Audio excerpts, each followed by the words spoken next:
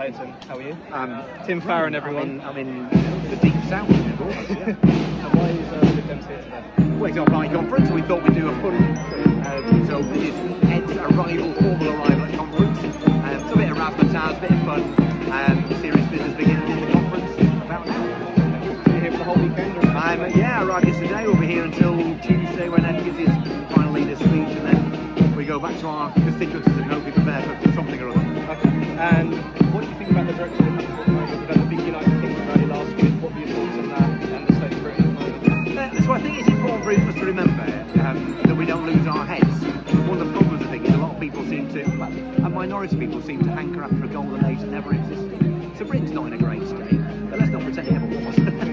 This is human beings for you. So what you need is grown-up people who actually want to acknowledge the problems we face. Human life is always means that we're going to have complex issues, and never, ever, ever has any outlook found an easy, simplistic solution to complex problems. And if someone offers you to them, offers those simplistic solutions to you, you know they're a snake oil salesman. You can distrust them.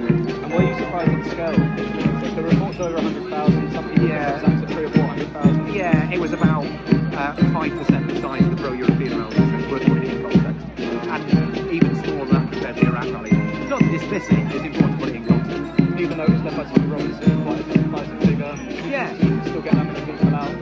Well, yeah, I mean, we shouldn't dismiss its significance, and you don't win by being complacent, but it's important not to make more of something than it truly is. So, a fraction of the number of people who protested for Britain to stay in the European Union, so it's important to put it in context. Okay, one final question, if that's okay. How do you intend to take on reform? They're looking like reform, or might have started to stuff. Well, look, I'm an old git, as you can tell, and the SDP Liberal Alliance, at this stage into the 1979-83 Parliament, was on 52% in the polls.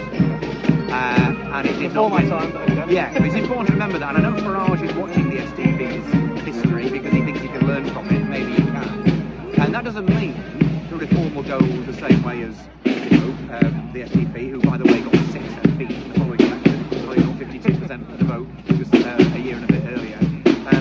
So it's important not to overstate that and not to lose our heads over it.